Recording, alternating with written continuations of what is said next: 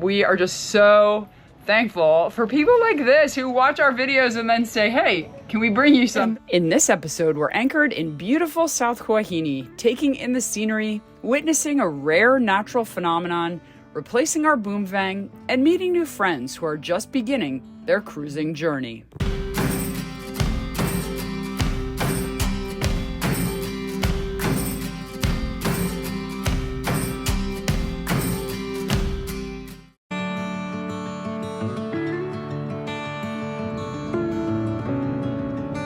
These are the days we love, where it's absolutely dead calm. Look at the reflection in the water. It's so beautiful. We've got about 35 feet under us, and look how clear it is this morning. You can see everything. The viz is incredible. Our mooring line. Yeah, this is going to be a great day. I cannot wait to put the drone up.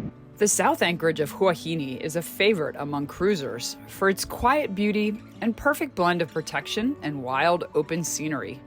Sheltered by a fringe of reef backed by lush green hills, the water glows in layers of turquoise and deep blue, shifting with the sun as if painted. Despite feeling wonderfully remote, it offers easy shore access and a handful of delicious local restaurants that make lingering over a sunset meal effortless.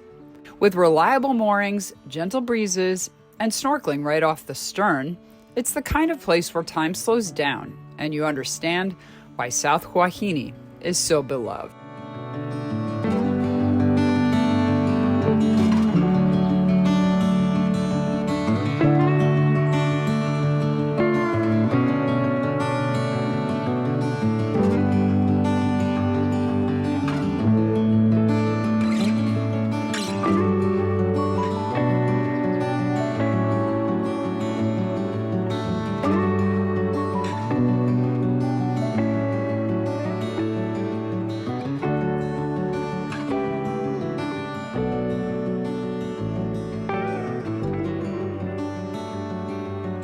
The sun is setting. We just got out of the water, but the reason we were in the water so late is because of those. These are Gymnodorus dorids, and they are all over the shelf between our boat and that boat. I have never seen hundreds of any kind of nudibranch. Plus, I don't know what happened. It was like someone dumped the most amazing aquarium in the water today.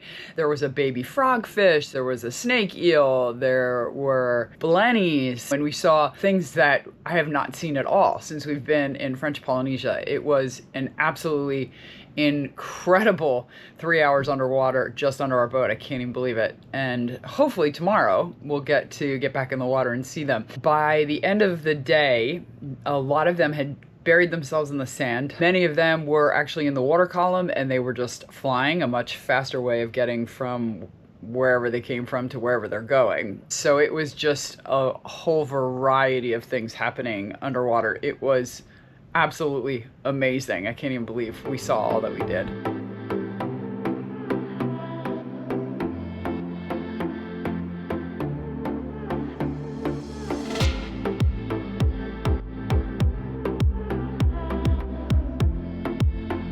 What you probably don't know about me is that I've always been fascinated by invertebrates, and specifically nudibranchs, but never in my wildest dreams did I think it would be possible to find them under our keels.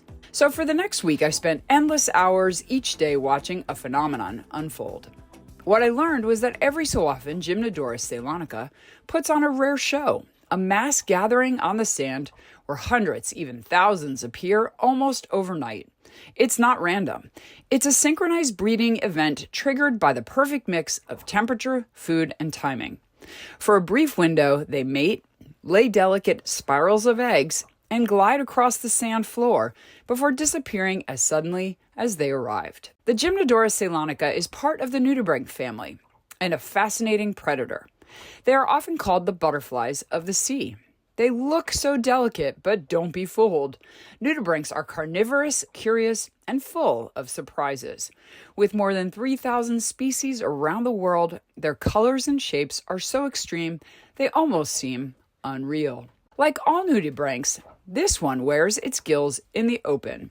That feathery plume on its back is its breathing system, constantly filtering oxygen from the water. Up front, the two small antennae, called rhinophores, act as its navigation tools. They sense chemicals in the water and help it find food, mates, and even danger. They're so sensitive that they can detect a meal from meters away.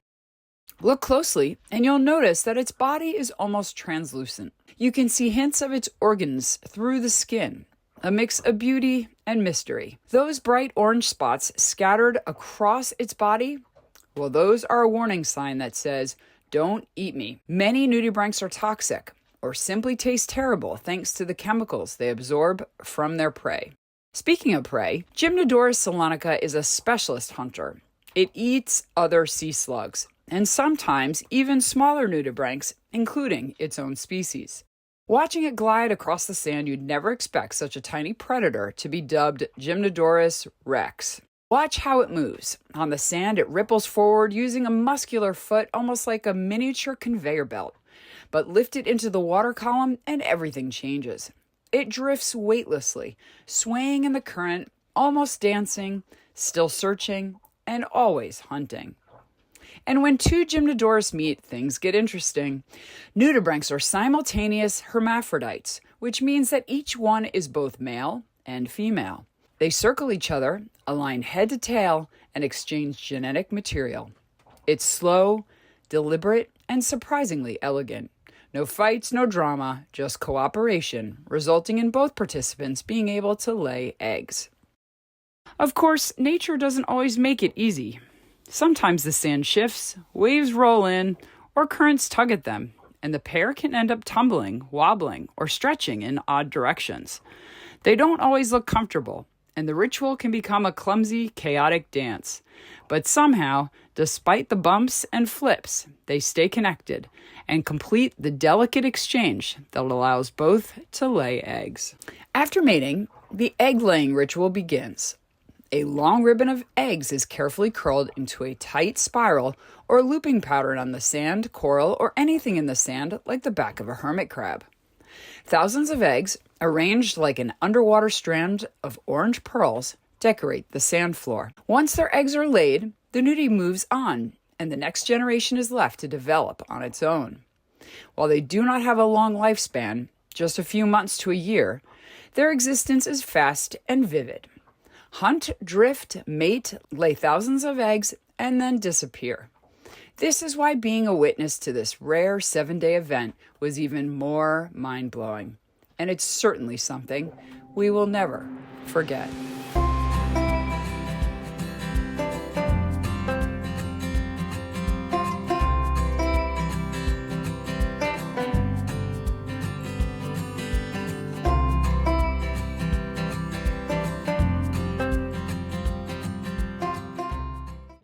This is a unique one for sure. Normally, when we have people coming to stay with us on Blown Away, they are so kind, they bring suitcases for us. Well, this is a unique situation because Michael, the person who brought this suitcase, our brand new boom vang, our marine grease and aluminum polish, he is not staying with us. He's actually on his own 50-foot Leopard over there. They just came in tonight after spending a month here in French Polynesia, and isn't it incredible? They just happen to be coming to the same anchorage where we are, and we have just picked this up off of his boat. We are just so thankful for people like this who watch our videos and then say, hey, can we bring you something? And they're the best mules ever.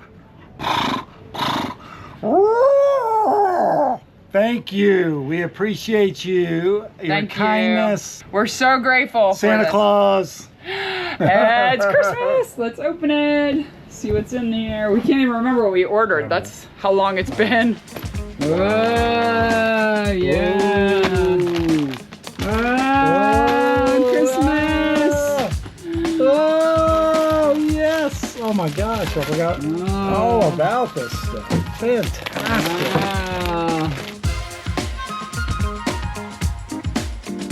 Amazing! I think that's it. Perfect. It's the little things that you can't get here, but that you love, that when someone's coming from the States and they bring this stuff, it just, I don't know. It's like having home on board. Perfect. Perfect for my birthday, yay! Wow, these days of no wind are just incredible. Beautiful. You can see down to 40 feet here. Everything is clear. The reflection of the clouds on the surface of the water. Just beautiful. And we're going to take advantage of this lack of wind to replace our boom vang. Our boom vang, as we have shown you before, has a couple of very big splits in this piece here. The tube is actually okay. We'll probably just keep that tube. But here there are definitely some big issues. Brown has put some tough gel on it just to maintain it until we get the new one. We have the new one thanks to our friend Mike and Arena. We're gonna try and replace it now. Hopefully we don't run into any problems. Should be straightforward, but boat projects are boat projects, so we're gonna get going on that before the sun comes up too much. We have purchased this brand new boom vang from Yo Spars. This is actually not a boom vang, it's a compression tube. On a racing boat, you would have lines connected to this so that the boom vang could actually control the height of the boom. We do not have that because we are not a racing boat, and so we don't need all of the bells and whistles that racing boats have. Compression tube just really is there to keep the boom from falling. Take out the cotter pins first. All right.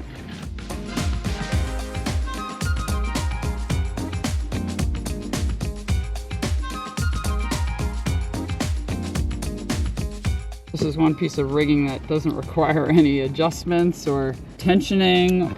Okay. Perfect. All right. Last part. Cotter pin.